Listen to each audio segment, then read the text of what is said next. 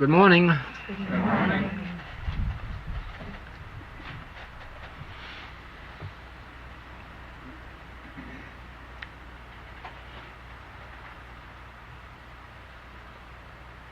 If there are any of these noises from outside getting onto the tape, again, please let me explain that it is due to workmen out on the road, and just try not to hear it.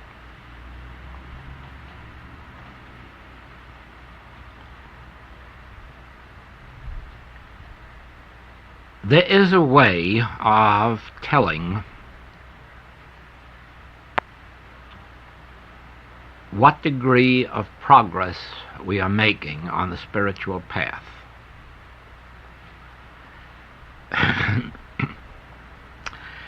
That way is not by noticing how much more spiritual we feel, or how much better we're behaving, or how much more virtuous we are. These are not the signs. The signs of spiritual progress are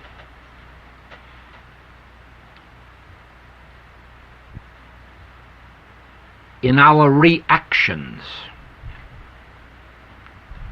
to that which is presented to us in the pictures of the world.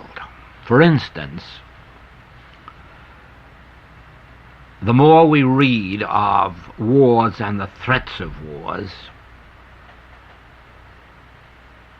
and the less fear it engenders in us because of our realization that temporal power isn't power, that, of course, is a definite sign of our spiritual progress.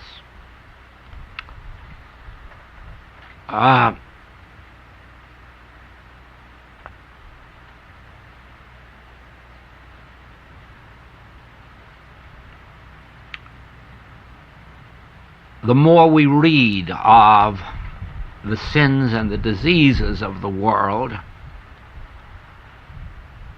and the less we react with horror or fear, the greater the degree of spiritual progress we have made. First of all, because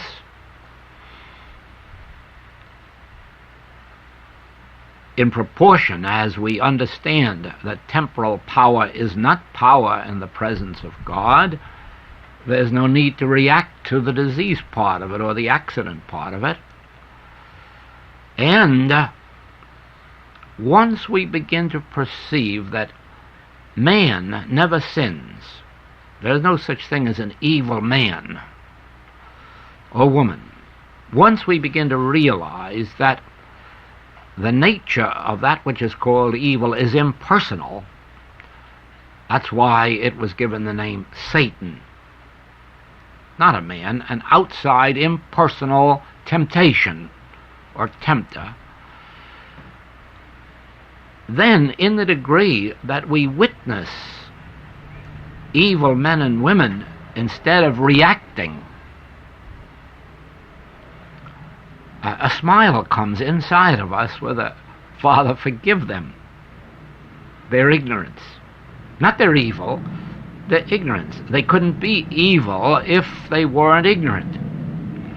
And therefore, you do not have horror at the evils or the evil people of the world, but a compassion. A Father, forgive them. They know not what they do. This is a sign of spiritual progress.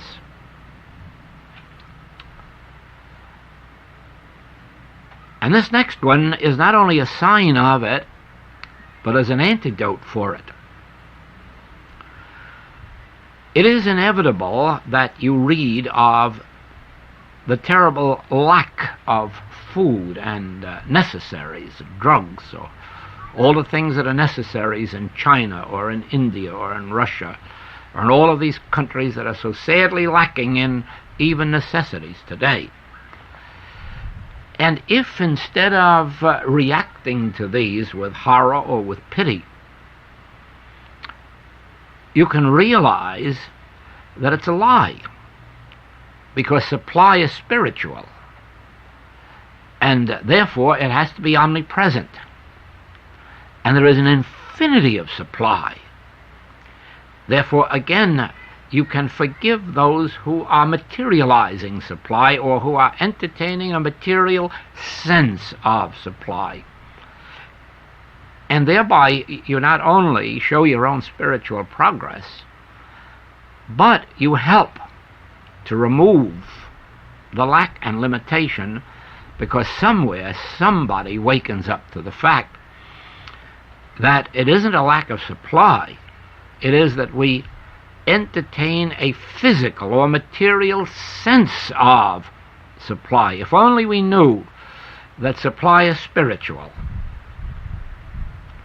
that supply really is the grace of God, or grace of God is really supply, and there can't be anywhere where God is not. So there cannot be anywhere where grace is not. We would then awaken some of these sleeping souls to the apprehension of this truth, and in one way or another supply would start to roll. Probably those who are holding it here in warehouses and elsewhere would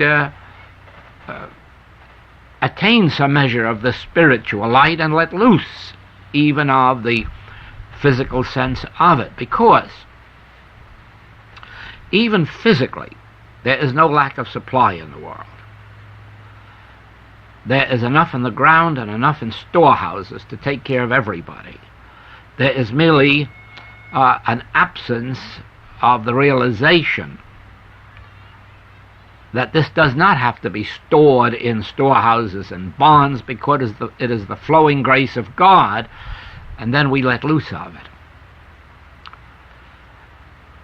So then, in every way you can, well, you can't apply a yardstick, but at least you can note that you are making spiritual progress, but only in the degree of your non-reaction to these negative appearances in the world. Now, this involves a greater understanding of God, because to know Him aright is life eternal. Therefore, the only solution to the problems of the world is to know God aright. And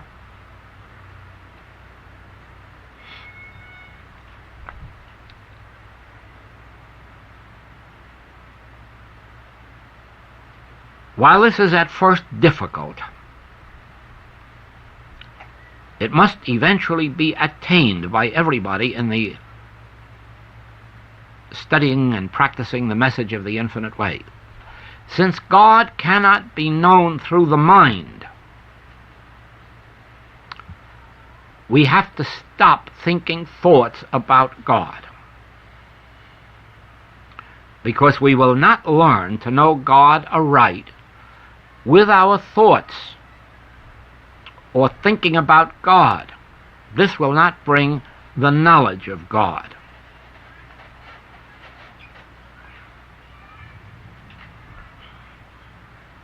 Well, I could think about music for an age and never be able to bring through a bit of it. Thinking about music is not going to make me a musician. In some way or other, I must attain music. Well, so it is that there have been people who have devoted their whole lives to thinking about God. They've lived their whole lives with a Bible in their hand.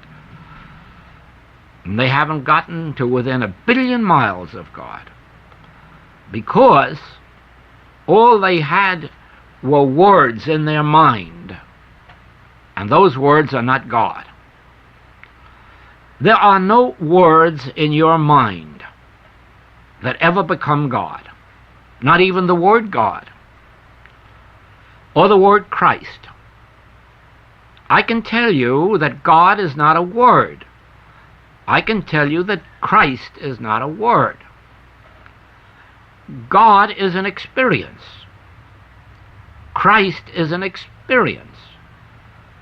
You can experience God and you can experience Christ, but you can never know them with your mind, even if, as might sometimes happen, even if a figure appeared in your mind that looked like whatever it is you think Jesus Christ is, even that would not be Christ. That would still be an image in your mind, but it would indicate that you were experiencing Christ, or it might indicate that, unless this picture were emotionally induced. Now, a lot of people can emotionally induce pictures. There are people in Europe who each year experience the nail marks of the Master in their body, and they are treated by the world as if they were mystics. They are emotional neurotics, bordering on insanity, because all they do is live so in their mind with this picture of the passion that eventually it externalizes itself. You could do it if you wanted to spend enough years just emoting inside of yourself about the passion. As a matter of fact, you can bring out anything you want on your body if you just determine to live inside long enough with the feeling of it. You can bring out an absolute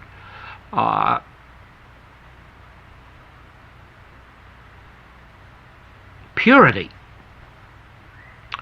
where not a degree of sensuality ever enters your mind or a feeling in your body, if you wanted to devote enough time to attaining that. And on the other hand, you could make your body so sensual that it would be a sin to turn it loose on the street, if you just want to fill your mind with it. Because that which you take into your mind with any degree of intensity must become manifest on the body. The reason is the mind and the body, the mind and matter is one. And all that you can take in the mind, you must manifest as body. Now, if you want spirit, God, Christ, you must let the mind rest. You must take no thought, because it is in the moment that ye think not that the bridegroom cometh. Not in the moment when you're thinking, not in the moment when your mind is active, not in the mind when your intellect is being catered to. This is not when the Christ comes.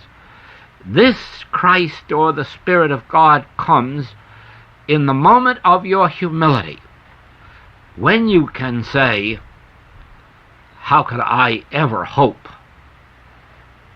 to know God? Isn't that egotism? How could I ever embrace the allness of God in my little mind? Oh, no. No, when I'm still in quietness and in confidence, when I am listening for the still small voice, when I am realizing that God is not a word, God is being,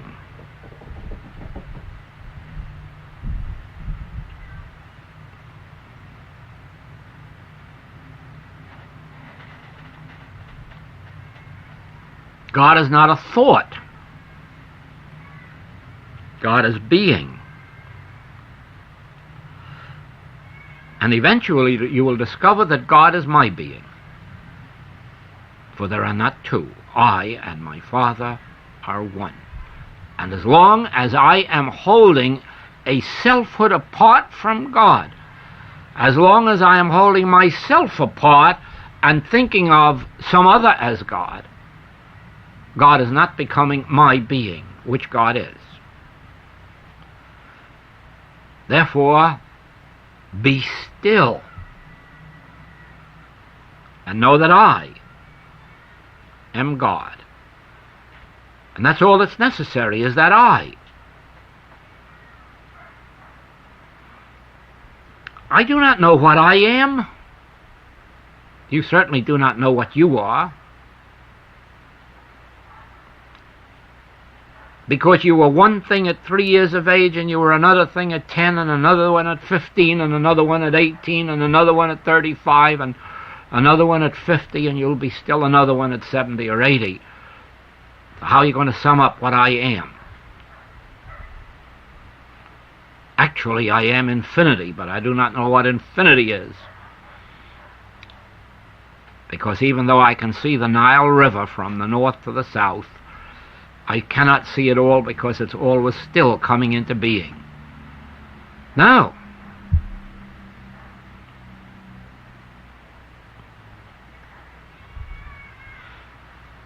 I have told you that the Hebrew mystic Maimonides wrote that if you were to say that God is good, or that God is all power, or that God is almighty, or that God is great, that you are saying no more than if you were to say God is. And so today I discovered that the great Catholic mystic who gave the world the cloud of all knowing also said that if you were to say God is love, and even if you were to say God is divine love, and if you were to say God is omniscience, you would be saying no more than God is.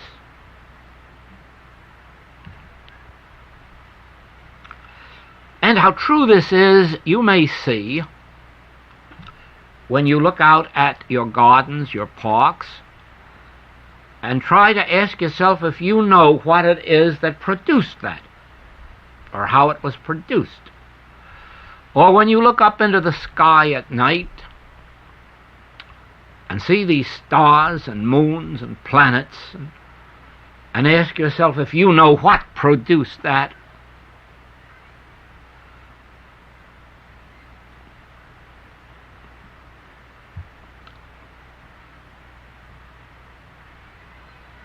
Does anyone know? Has that been solved? How this world came into being? Then who can know what God is? But as you look at this orderly universe of sun, moon, stars, and planets, and tides, and the nature that makes apples come from apple trees and peaches from peach trees, and that makes 2 times 2 4, and that makes do re mi music, as you look at all this and say, man did not create this, certainly I know that God is. Now, to go any further than this is to set the mind at work, the intellect at work, and to set up a barrier between yourself and God. Because having acknowledged that God is, you are now a deep religionist.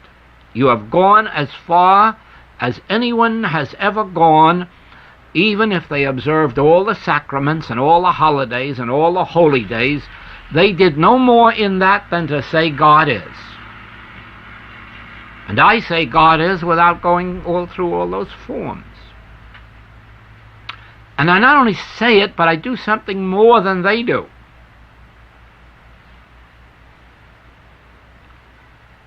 I sit back and let God be God to me. And do not merely keep it as a form of worship in the mind. I get through with God is in just a half a second.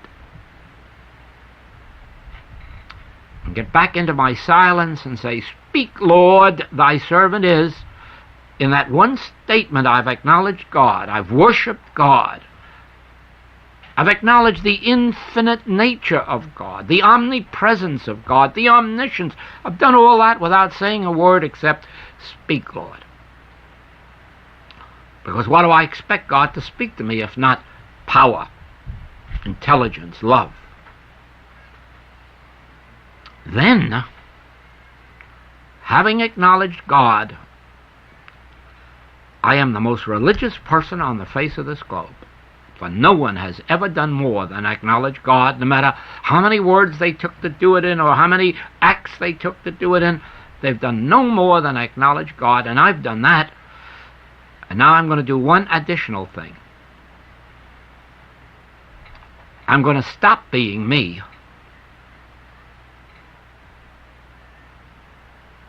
I'm going to stop pretending. Because anything else is a pretense. And I'm going to let God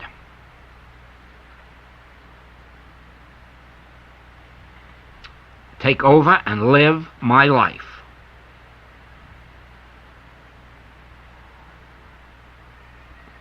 I am not going to make any pretense to being good or being spiritual.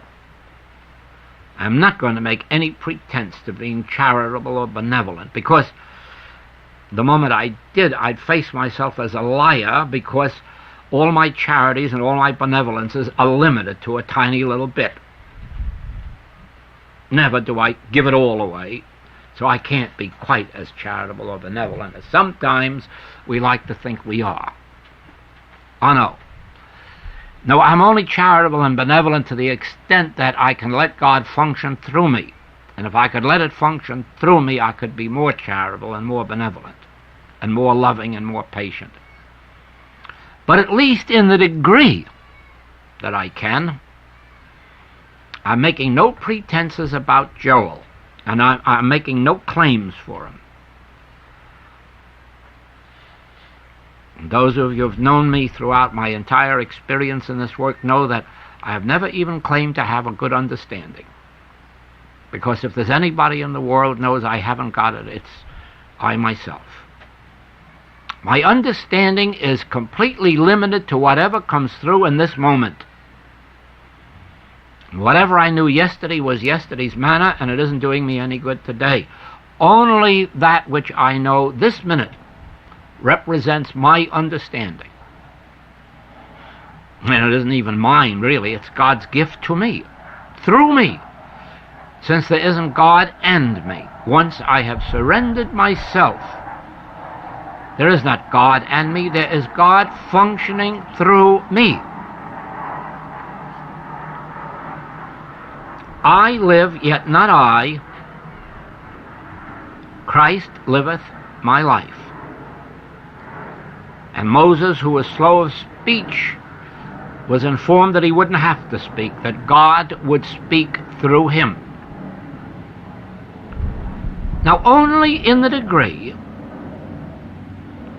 that you can give up the intellectual exercise of trying to know God with the mind or worship God with the mind and live in the constant atmosphere of thank you, Father. God is my being. God lives my life. And I keep myself sufficiently clear that I may always be the transparency through which God's grace flows. And then there's no ego, and there's no personal self, and there's no personal attainment, because, and you might as well understand this, if the infinite way is mine, it has its limitations, it had a beginning, and it will have an ending. But if the infinite way is God's message, then it is being expressed into human consciousness, and it will be there for an eternity. And Joel couldn't do this.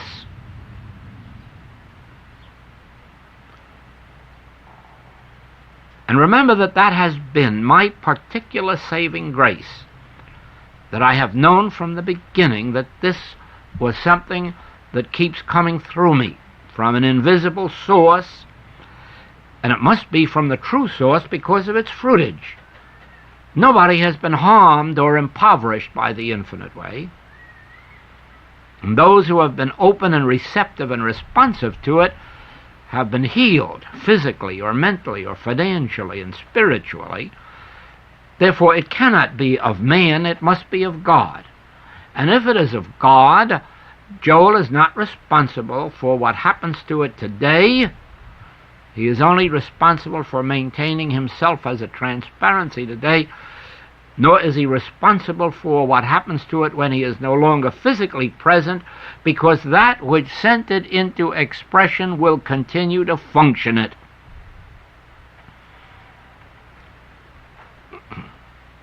No one is ever going to tamper with it. Never. Never.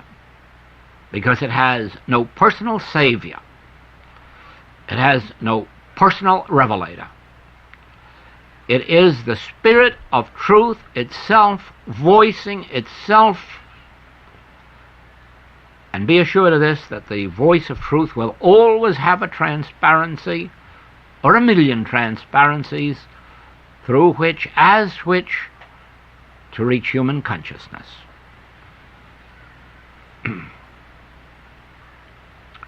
So it is, when you are thinking of your individual life, you must stop thinking of it as your life and begin to think of it as God's life. You didn't create your life. You didn't even create your talents.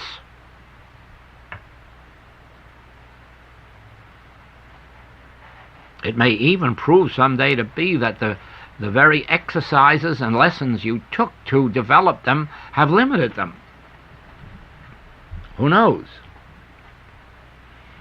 Because anything that man has added to them has certainly not increased them. But as you begin to think that this isn't my life, God gave himself to this world as the begotten Son. You. God gave himself to this world as you. He didn't breathe into you your life. He breathed into you his life. His breath.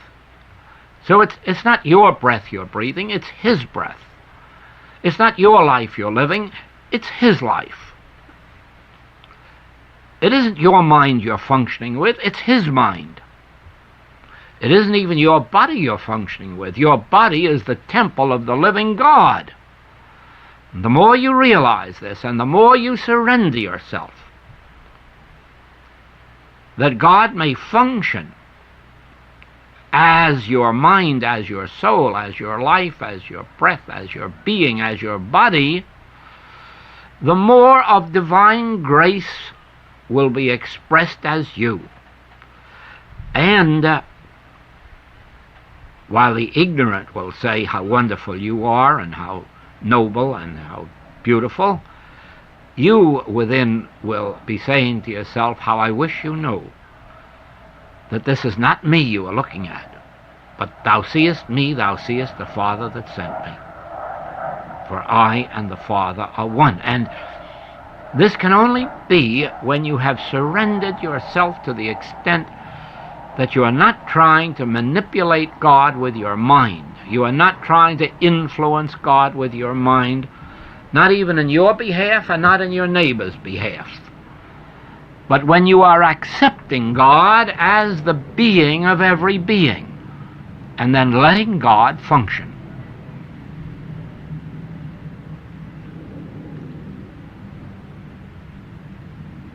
How are we to pray for our enemies? Well, the longer we see them as human beings, the longer they'll have something to be forgiven for and prayed for. There can only be one way to pray for our enemies, and that is to understand that God is individual being. And the more we realize that, the less mistakes they can make and the less sins they can commit. But the more we look upon them as human beings that are sinning, whom we are going to forgive, the more egotistical we are, and the more we bind them.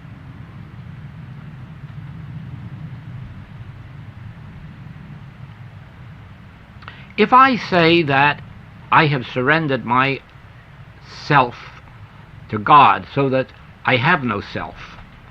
That which is myself is God, and that whatever it is that is functioning through me is God, that whatever of good is emanating from me or through me is God, whatever of error is just my inability to let God fully function, then you must know that I believe that this is the truth about everybody, whether or not they are yet aware of it.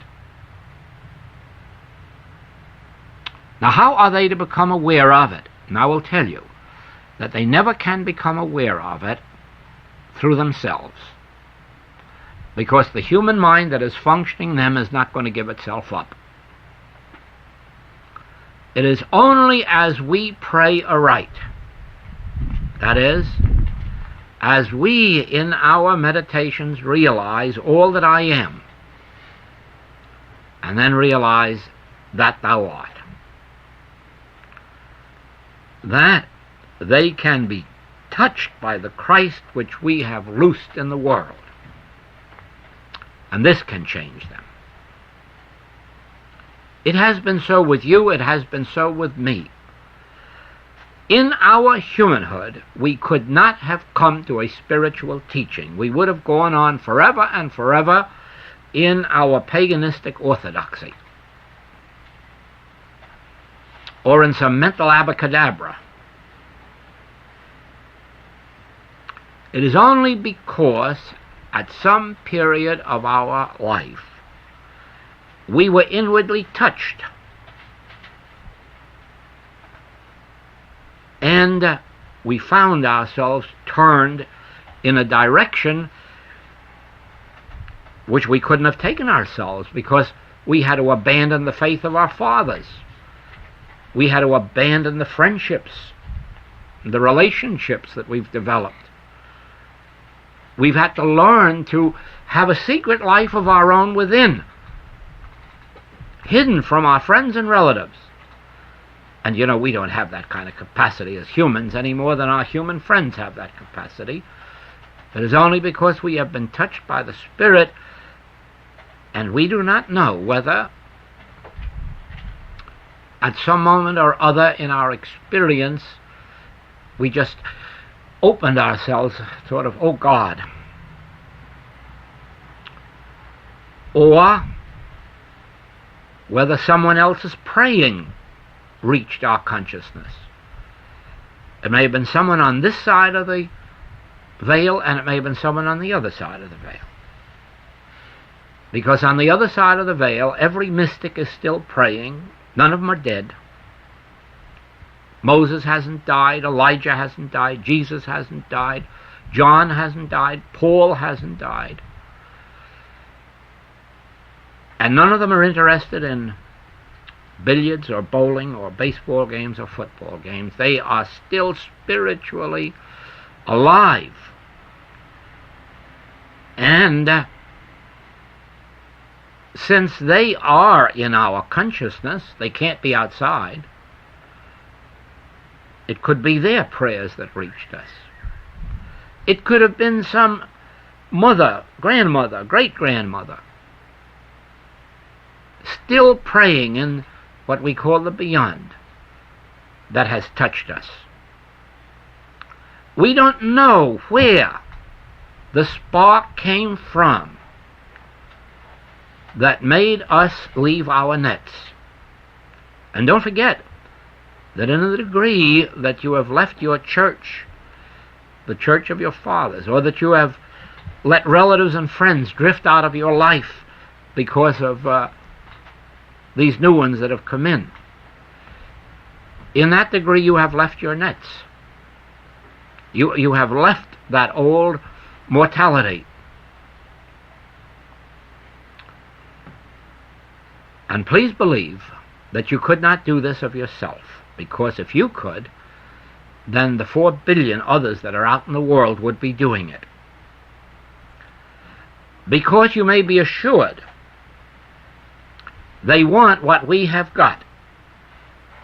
At the present time, They don't want the way in which we got it, because they have no knowledge of that way, and it seems dull and monotonous, dreary.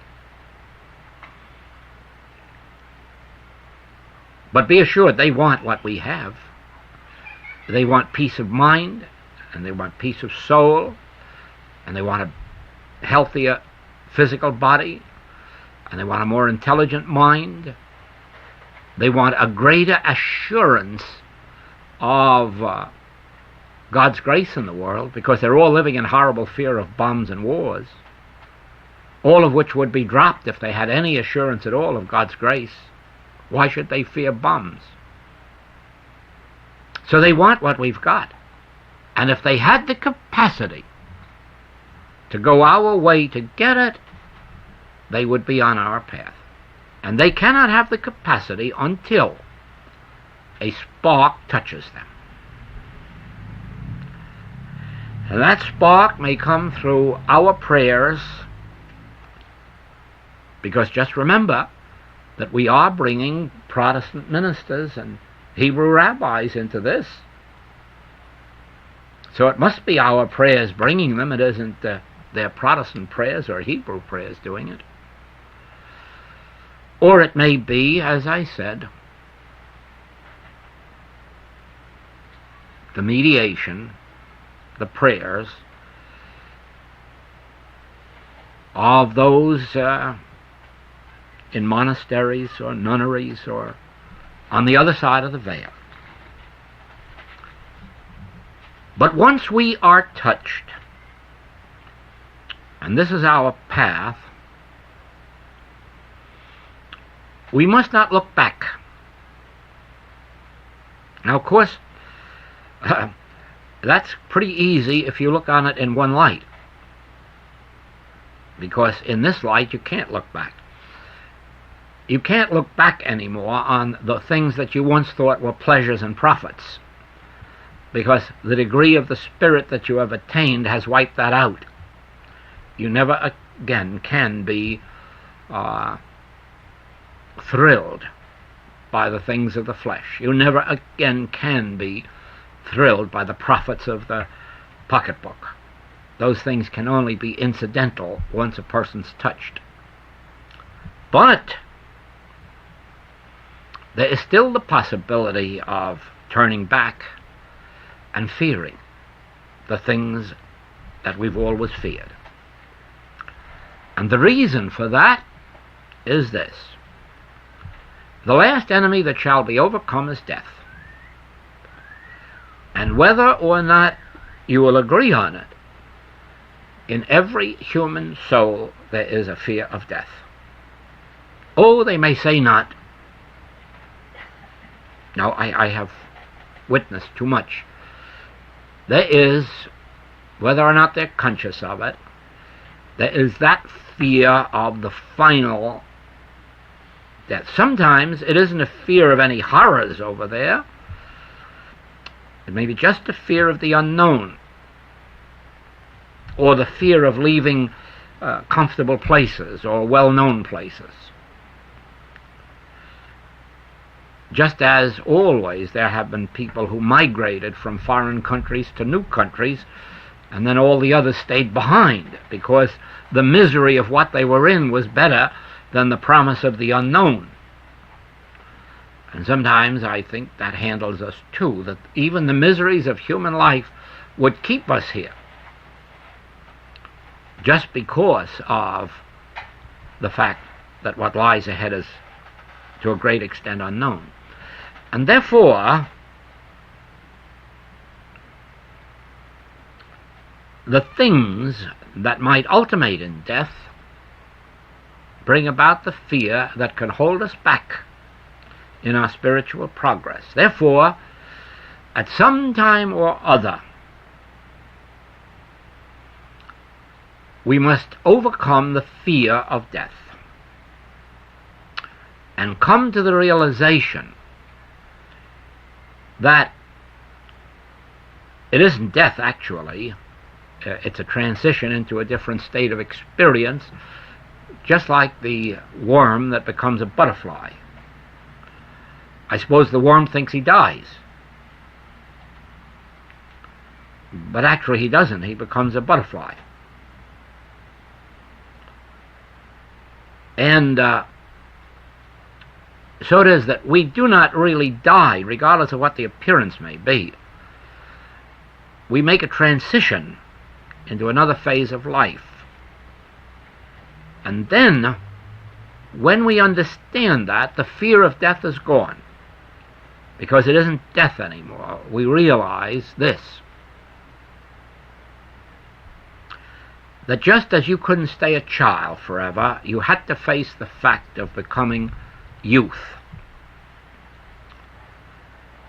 But even if that was a wonderful period of life, and I suppose to a lot of people it was, no one can stay there. They must face the realities of adulthood and the responsibilities of adulthood.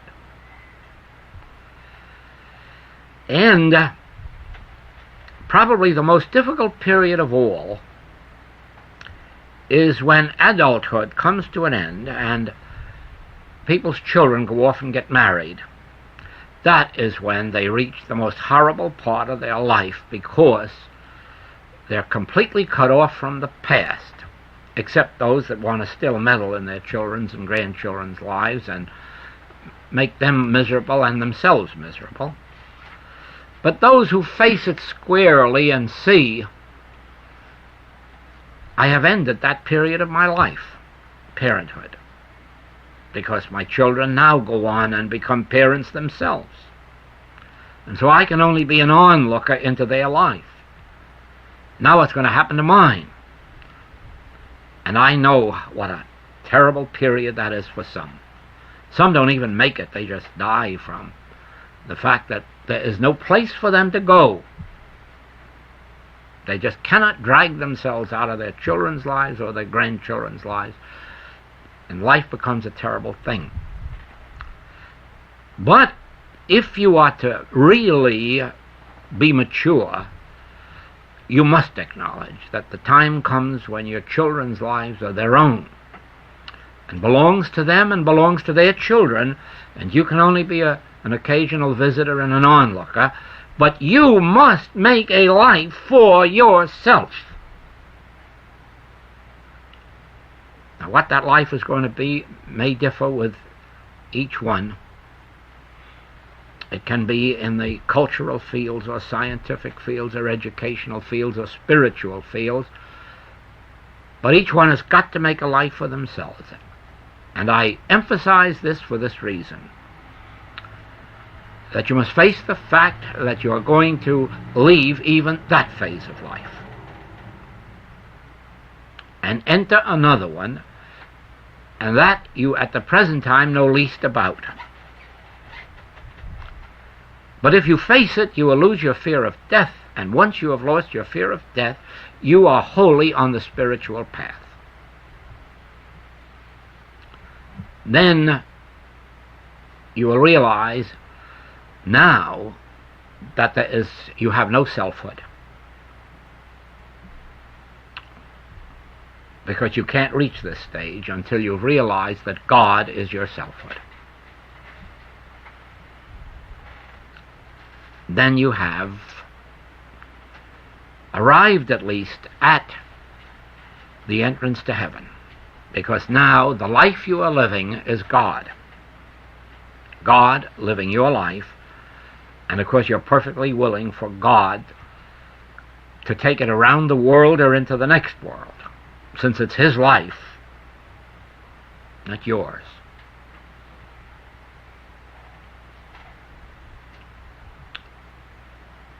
So you see that eventually you will come to this place, and then you will look back and say, no wonder He said you can't know God, that none of these words mean God, because none of these words meant self, and none of them meant myself.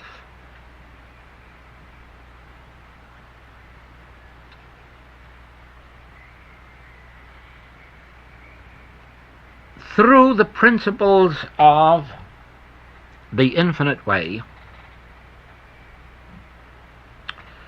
you know that you cannot influence God. And therefore,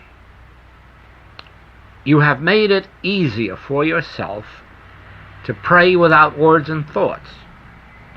Because if you know in advance that no matter what words or thoughts go through your mind, it isn't going to influence God, you have the ability now to stop thinking thoughts and words. You will discover this to be a fact, that it is only as long as you are believing that your words and thoughts are going to reach God and have some influence with God that they continue. And the sooner you realize, I'm just wasting time, your thoughts will come to a stop, and your prayers will be receptivity, listening, awaiting God's grace, awaiting the still small voice, and then that Spirit of God enters your consciousness consciously, and you become aware of it. In the earlier years of your experience on this path, you are, well, really, for the greater part of your time, you are aware of this inner presence. You are aware of it, as some of you have surely noticed when I'm in class, how sometimes my head will go around like that. And it is when I am aware of the presence. I suppose I know that I'm a teacher on a platform, but I'm also aware of a presence. And when that happens, then I'm no longer aware of a teacher on a platform, and the presence takes over and does the work, and there is no longer two, there is only one. Well, it is that way in meditation and treatment. At first there is a me listening for the still small voice. There is a me inviting God to speak. But then as I get into that listening attitude, this me disappears. And all there is that presence fulfilling itself. And if somebody's healed, it's doing it. If somebody's benefit, it's doing it. If somebody becomes aware of the presence through the infinite way, this is doing it.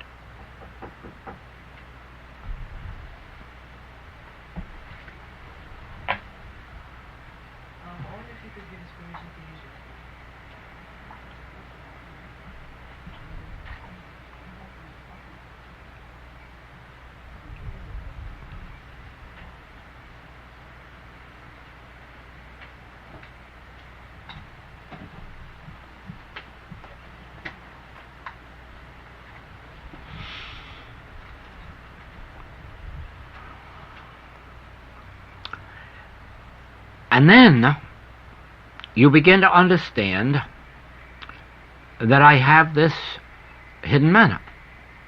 It's this presence. This is the secret meat. This is the meat that I have, the Master spoke of. You see, he too was aware of a presence, which he called the Father within. For a long while, he knew that there was myself, Jesus, and I'm aware of the Father within, or a presence. This is my hidden manna. This is the meat the world knows not of. This is the grace of God within me. And as Paul termed it, the Christ liveth my life. There's Paul and Christ. And so, to the outer world and to ourselves, there is me,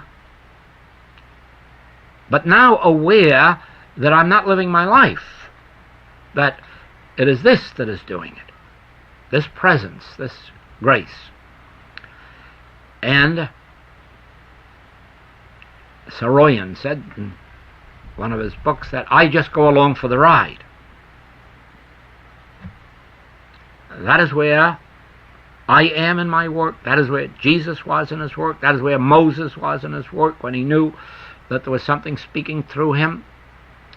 But each of us, and this will happen to you, in certain periods of meditation, more especially when the work is for others and the world, when there is no more you to yourself, it completely disappears, and this presence is all there is. And it must have been in such a moment that the Master said, "Thou seest me, thou seest the Father that sent me, for I and the Father are one." There is not me and God. This is God. And that is why he could say that inasmuch as ye did it not unto the least of these my brethren, ye did it not unto me, God. Because the least of these my brethren also is God.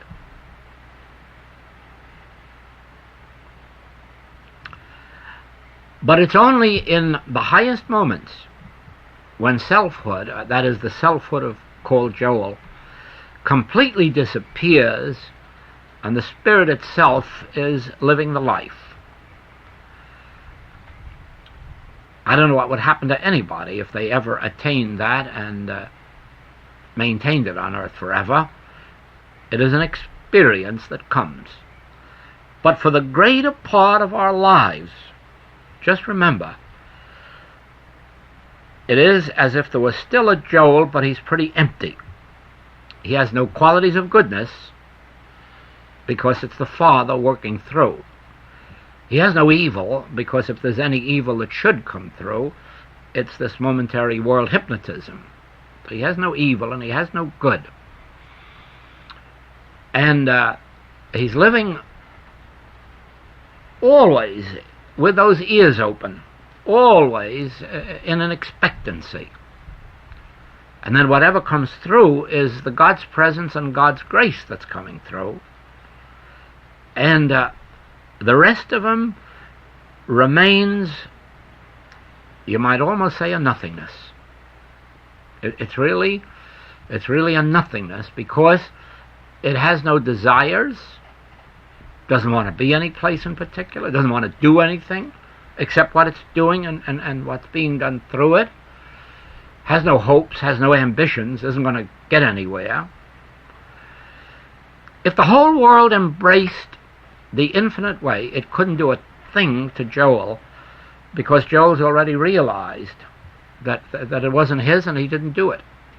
Therefore, he'd still be the same onlooker, saying, "What marvelous things God has done. What wonderful things God hath wrought."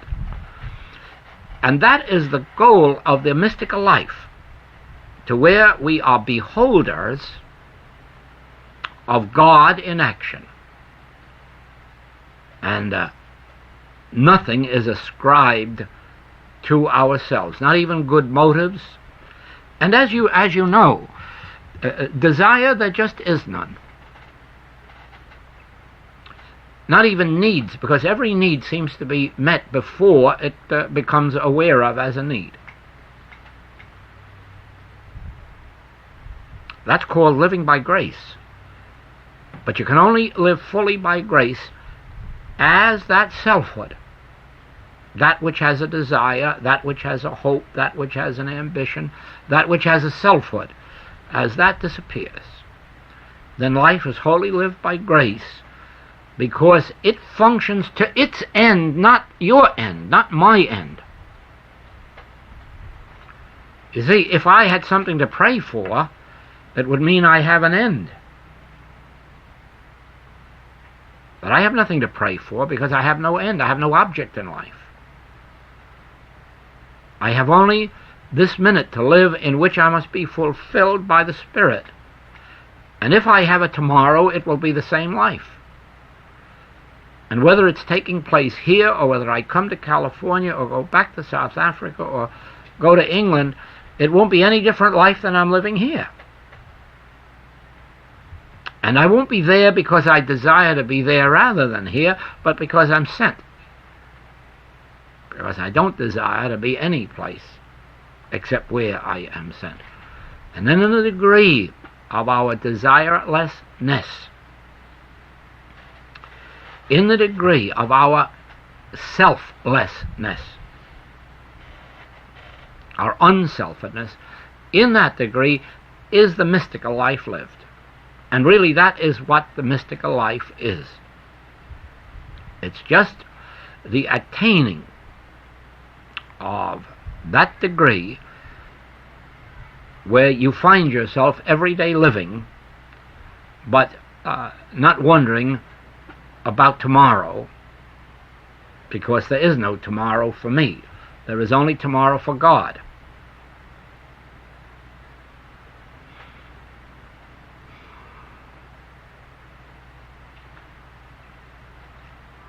But I bring you back to our start. Do you see now why it's useless with the mind to try to fathom God? Who can fathom God? And even when God is living your life, God is a mystery.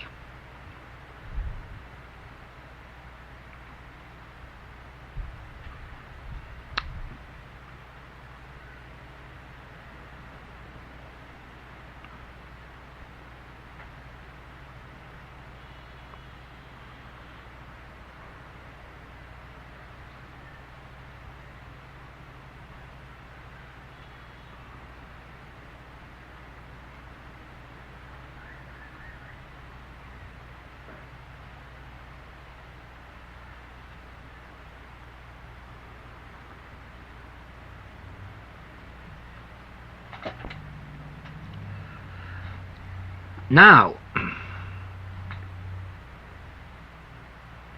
let anyone ask me for help.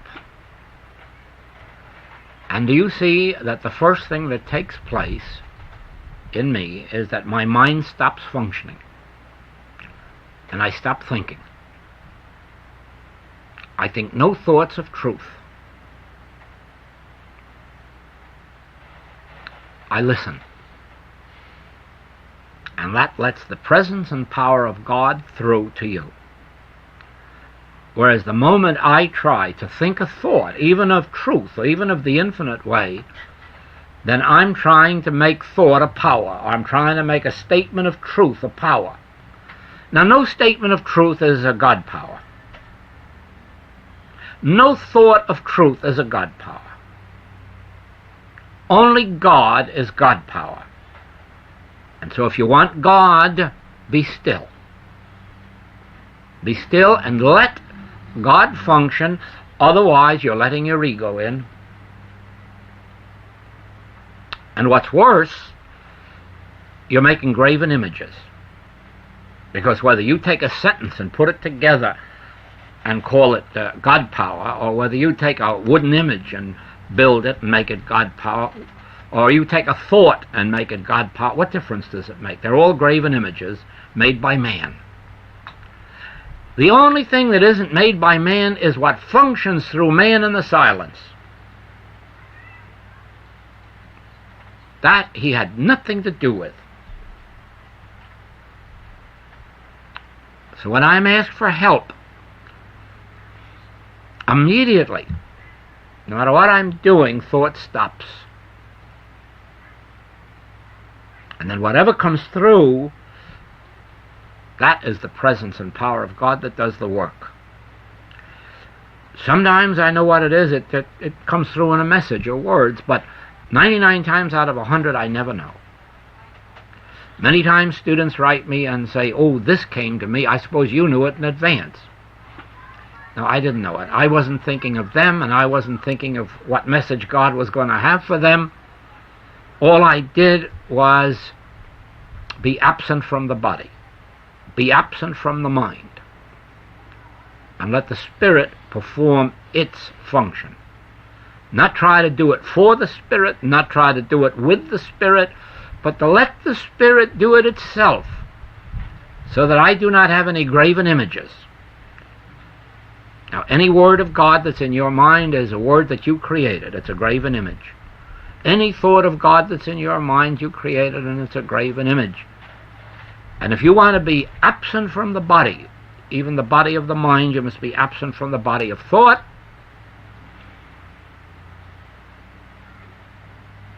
then whatever God is, however God functions, it takes place. And something takes place out there, and it's a miracle to human sense. It's a miracle. But it's not a miracle that I performed, because I well understand the Master when he says, if I speak of myself, I bear witness to a lie. This power is not mine. This is God. And the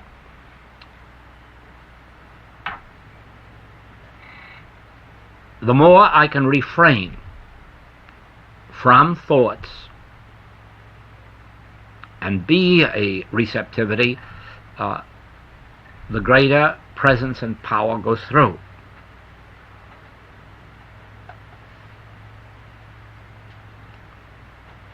Then you ask the question, do we teach this way? No. No, those who are coming here for this instruction are spending a considerable amount of money to do it. And a sacrifice of family duties maybe, or time. The presumption is then that they know what's coming,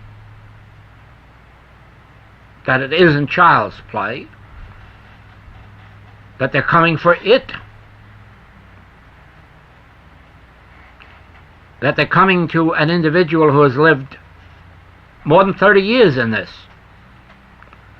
and who realizes that their years of study have prepared them for this. If it weren't for that, I could go downtown and take a hotel room, and we have 250 to 300 people present at a lecture. Or I could announce a class and have 200 people come here from all over the world for a class.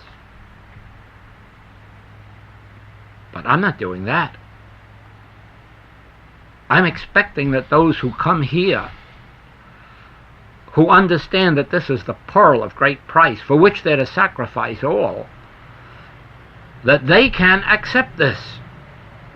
And I can't give this in a lecture hall, and I can't give it in a class where there are beginners. And so, when you are imparting, you must start to impart the principles of this work as they are given in the writings, until you find a student here or a student here that can be carried another step and another step and another step, until you can almost say, stop looking for God. You found him, you're looking at him, without shocking them, and without making them think that a human being is God. Do you see? Jesus couldn't say to everyone, thou seest me, thou seest the Father that sent me. He couldn't. They would have said, why, that rabbi is going around saying he's God. Neither can you say to the person who has lived their entire life in thought, in the mind, in the intellect, neither can you say to them, God is only present when all of that's out.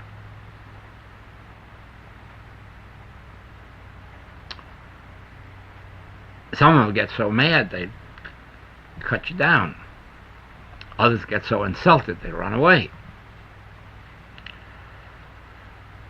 And so it is then that I am assuming that those who come for this know that I'm revealing to them the fruitage of 40 years practically of spiritual searching, and expecting that when they leave, they're going to be far less concerned about what is God and what is the infinite way, and much more concerned with periods of each day of experiencing God and gradually surrendering the self unto God, while at the same time using all the letter of truth, all the principles to lead those who come.